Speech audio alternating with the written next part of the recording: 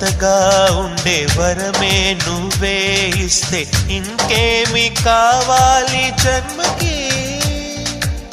మచ్చలేని చంద్రుడిని మాట రాక చూస్తున్నా, వరస కాని బంధుని చొరవ చేసి అంటున్నా, ఇంకెప్పుడు ఒంటరినని అనరాదని, నీకు సొంతం అంటే నేనేనని. కొమ్మ కొమ్మ విన్నావమ్మ కోయిల వస్తుంది, వస్తూ వస్తూ తనతో వెన్నెల వెలుగులు తెస్తుంది.